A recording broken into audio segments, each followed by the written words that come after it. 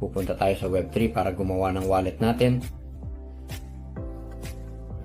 Ayos, para sa mga wala pang wallet, pindutin lang natin dito sa pindutan ng paglikha. At kailangan nating maghintay na makumpleto ito ng 100%. Ang mga susunod na hakbang sa bahagi ng seguridad na verifikasyon, hindi tayo makapag-record. Pero napakadali lang nito. Ang tanging kailangan lang gawin ay i-verify ito at ayun na. Ngayon, pumasok tayo sa bahagi ng verifikasyon at talagang kailangan itong i-confirm dito para i-verify. At dadalhin na tayo sa bahagi ng paggawa ng QR code. Napakahalaga na huwag niyong ibahagi ang QR code sa sino man. Nagawa na natin ang wallet, Web3 wallet, na ang unang hakbang na kailangan natin ay kailangan nating pumunta sa Web3 ng Binance. At para makapunta doon, kailangan nating pumunta sa wallet. Marko dito. At narito kami sa isang pangkalahatang ideya ng Binance Exchange na lahat ng may aplikasyon, dapat nyong kilalanin ito ng mabuti. Kaya kung mapapansin nyo dito sa itaas kung saan nakalagay ang palitan sa tabi, nagbibigay kami ng Web3. At dadalhin tayo nito sa decentralized wallet ng Binance. Tulad ng nakikita nyo dito, meron akong kaunting BNB, pero ganun din kung i-click natin dito sa BNB. Makikita nyo na dito sa ibabang bahagi nakalagay, magdagdag ng pondo sa Web3 wallet sa isang click lang. Kung ang pinakamadaling paraan ay mag-transfer mula dito. Kung meron kayo nito sa wallet export, pindutin nyo lang doon sa dito mo, makikita dito. Okay, mula sa mga ticket, ilipat sa wallet at ilipat nyo ang BNB na kailangan nyo o anumang gusto nyong bilhin. Sige, pindutin nyo ang ilipat at agad-agad makikita nyo dito ang balanse na kailangan nyo. Sa wakas, halos nagawa na ang wallet ng 3. Sa wakas, nagawa na ang wallet ng 3. Sa wakas, ano ang gagawin natin? Kailangan nating idagdag ang token ng Satoshi K sa ating wallet. Sige, kailangan nating kunin ang token at pagkatapos ay kailangan nating pumunta sa PAN na maganda. Hey, bumili ando ng Satoshi K. Kaya, para sa token, pumunta tayo sa ibaba dito. Nakalagay ang pamahalaan ng token. Pindutin natin ang pamahalaan ng token. Pindutin natin ang higit pa. At dito pinipili natin ang network ng token.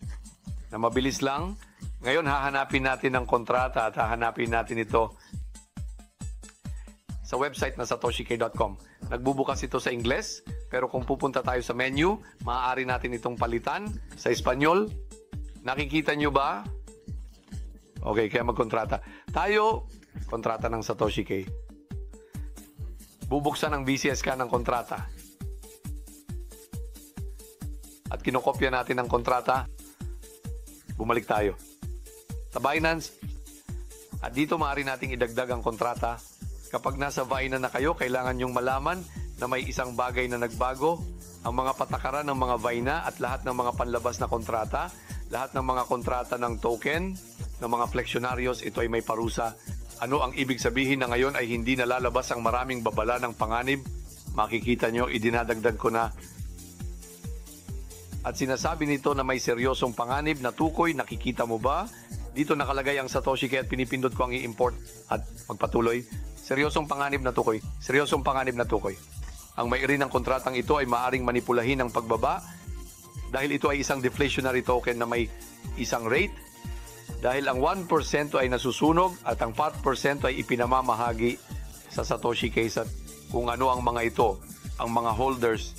Dahil tumataas ang iyong yaman, kaya inilalagay ito dahil ito ay deflationaryo. Kaya pinipindot ko ang magpatuloy. Tingnan natin. Ito, binibigyan kita para magpatuloy.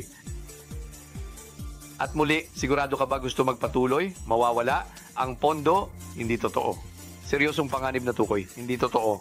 Ito, ang paksa ng mga abiso. Pinipindot ko ang magpatuloy. At sinasabi niya sa akin sa wakas na ang token ay naidagdag na binibigyan kita na tanggapin. Sige. Kaya ngayon pinipindot ko ang i-import, ayos lang. Hindi na kailangan pang pindutin ang i-import. Lalabas na tayo. At kung hahanapin ko dito, Satoshi. Satoshi K. Nakikita nyo dito, Satoshi. Saka. Okay? Pinipindot ko ang tingnan, bumalik ako at ngayon mayroon na akong Satoshi K. Nakikita nyo, Satoshi K. Nasa akin ito dito upang tingnan. Narito ang token. Ayos, iniwan niya ang mga abiso. Ipinapakita sa akin ang presyo ng token. Mayroon tayong plus 3.59. At ngayon, kailangan nating pumunta sa Pangkeswa. Maaari tayong pumunta sa dalawang paraan or pinipindot natin dito sa ibaba sa kanan para maghanap. At nagsusulat tayo dito. Sa Web3 na paghahanap, nagsusulat tayo. PancakeSwap pananalapi.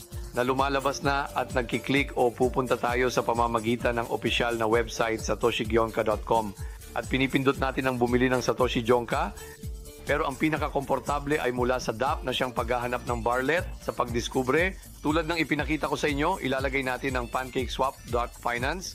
Pinipindot natin dito. Sige at kaya, ayos, naiintindihan ko at bubuksan.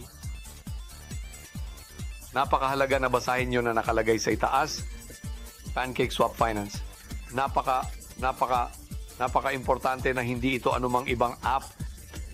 And Techkrause, ang kailangan nating gawin sa sandaling ito ay pumunta na sa Trade Now.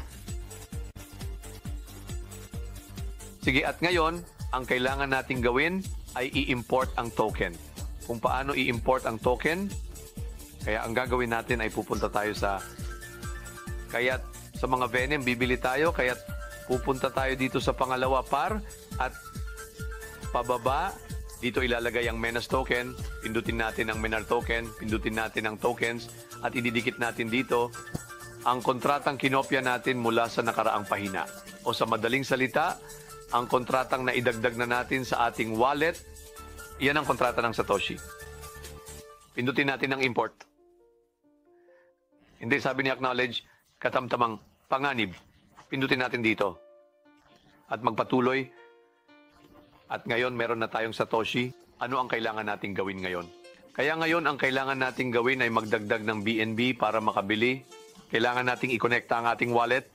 Pindutin natin ang button na connect sa itaas sa kanan at i-connecta ang wallet.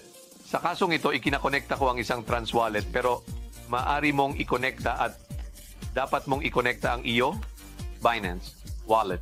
Sa kaso na ikaw ay gumagamit ng wallet ng Binance Web3, kapag nakakonekta na at na-import na natin ng token, hahanapin natin ito dito. Pumunta tayo sa ibaba sa pangalawang par at nagsusulat kami. Satoshi dito. At lumalabas ito. Pindutin natin dito at meron tayong BNB kasama ang Satoshi BNB. Maaari tayong bumili ng kahit anong gusto natin. Karaniwan, huwag bumili ng maximum dahil kailangan mong magtabi kahit na $1 sa BNB para bayaran ang tinatawag na gas, ang komisyon sa pagbili at pagbebenta. Ibig sabihin, kapag gusto mong magbenta, meron ka ng BNB, Smart Chain para makapagbenta, kaya't bibili tayo. Halimbawa, maaari tayong bumili ng 75%, nakatumbas ng $6, no PPAC. Ibig sabihin, maaari kong pindutin ang maximum at palitan nito at bumili ng $7. Okay, bibili ako ng 25% ngayon dahil ito ay isang halimbawa. Bibili ako ng $2 at ibibigay nito ang katumbas. Ano ang kailangan nating gawin? Pumunta tayo sa slip patch dito sa ibaba at ilagay ang numero 5. Bakit? Dahil ang token na ito ay deflasyonaryo, 1% ang nasusunog at 4% ang ipinamamahagi bilang mga gantimpala. Sa lahat ng mga gumagamit, pindutin natin ang kumpirmahin ang swap. Magbubukas ito sa atin, sinasabi na walang komisyon na 15 centimos at nag-swap tayo. Ngayon lalabas ito dito sa berde, transaksyon, natanggap. Lumalabas ito sa berde, na nangangahulugang nabili na natin. Paano natin makikita ang mga binili natin? Kaya, napakadali. Nakikita nyo, nandito na ako, ang balanse ni Satoshi. Nakikita nyo, Satoshi K? Kung ilalagay ko ito dito halimbawa, at ilalagay ko ang maximum, makikita nyo na meron tayong mga Satoshi K na binili natin. At lalabas din sila sa wallet. Maraming salamat. Sige, nag-click ako sa tingnan. Babalik ako. At ngayon meron na ako. Nandito ang Satoshi K. Nakikita nyo ba? Nandito ang Satoshi K. para makita ang token. Ayos. Iniwan nito ang mga notification sa akin. Dito, at ipinapakita sa akin ang presyo ng token. Meron tayong plus 3.59. At kaya ngayon, kailangan nating pumunta sa PancakeSwap. Maari tayong pumunta sa dalawang paraan o mag-click tayo dito sa ibaba, sa kanan sa Discover. At isusulat natin dito sa search engine, isusulat natin ang PancakeSwap. Tingnan, ito ay lumalabas na. At nag-click ako, o kaya't pupunta tayo sa official na site ng Satoshi. At nag-click tayo sa bumili ng Satoshi app. Pero ang pinakamaginhawa ay mula sa DApp, na siyang search engine ng wallet sa Discover. Tulad ng ipinakita ko sa inyo, ilalagay natin ang PancakeSwap. Mag-click tayo dito, ayos. At kaya, ayan, lumalabas na siya dito. Naintindihan mo ba? At buksan mo, napakahalaga na basahin nyo na nakasulat sa itaas. PancakeSwap, ayos ang Binance. Napakahalaga na hindi ito ibang app. At pagkatapos, ang kailangan nating gawin sa ngayon ay pumunta sa Trade Now, sumangayon.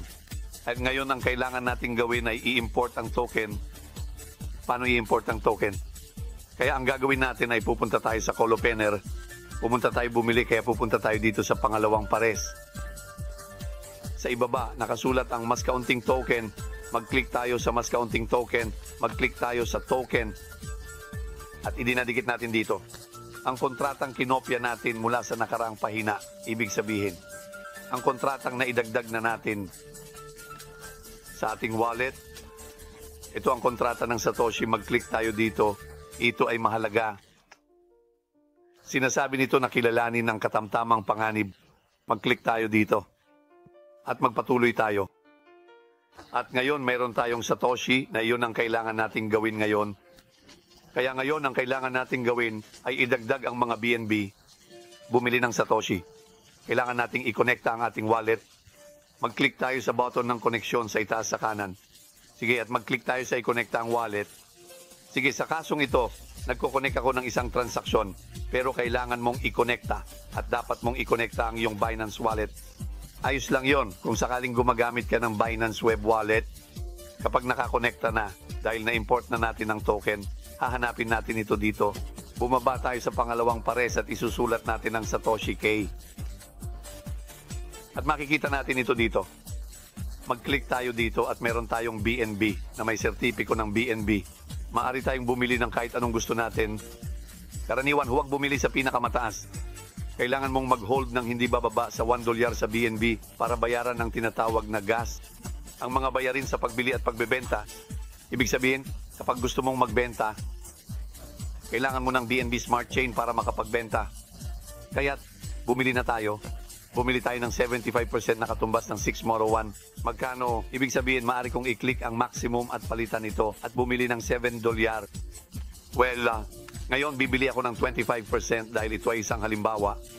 Bibili ako ng $2 at ibibigay nito sa akin ang katumbas na halaga na siyang kailangan nating gawin at kailangan nating i-paste. Dito sa ibaba, ilagay ang numerong PIM. Bakit? Dahil ang token na ito ay deflasyonaryo, ang 1% ay sinusunog, ang 14% ay ipinamamahagi bilang mga gantimpala sa lahat ng mga gumagamit. I-click natin ang kumpirmahin para sa palitan. Bubukas ito at sinasabi sa atin na walang mga komisyon na 0.15 euro at ipagpapalit natin ang dalawa. Ngayon lilitaw ito dito sa berde, transaksyon, resibo. Dito ito lumilitaw sa berde na nangangahulugang nabili na natin. Paano natin makikita kung ano ang nabili natin? Napakadali. Nakikita nyo ba? Nandito na ang balanse ng Satoshi. Nakikita nyo ba? Satoshi. O kung ilalagay ko ito dito, halimbawa, ipinapakita ko ang maximum. Makikita nyo na mayroon tayong mga Satoshi na binili at lilitaw din sila sa likod ng liham. Salamat, marami.